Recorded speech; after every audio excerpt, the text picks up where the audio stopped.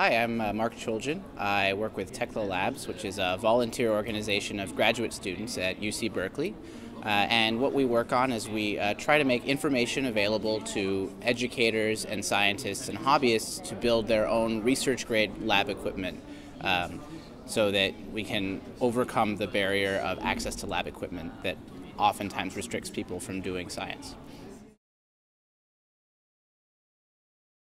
So one of the most common examples of a piece of equipment that's very easy to build but costs a lot to buy is a magnetic stir hot plate combination, which is used in a lot of branches of science, biology, chemistry, physics. Just anytime you need to stir some solution and heat up a solution maybe to make a reaction happen.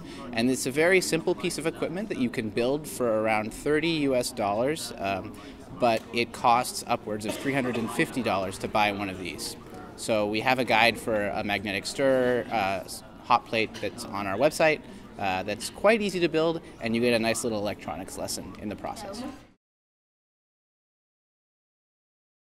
So two audiences in particular we're aiming at. One is laboratories in developing countries where maybe they don't have the supply lines or they don't have the resources to purchase the lab equipment directly, but they might have a lot of experience with machining and with building things. The other audience is educators, especially high school, middle school teachers, who can take the initiative and often have the motivation to build these devices so that their students get some hands-on science, or might lead the students to build the devices themselves, getting them some engineering education and allowing them to do science experiments at the same time. So one is obviously the researchers are interested in more specialized laboratory equipment, things like thermocyclers or spectrometers that are for very specific laboratory tasks like PCR, whereas educators will be more interested in general lab equipment like the hot plate I mentioned, or like a centrifuge that can be used for a lot of different types of experiments. And then there's also an issue of access to materials.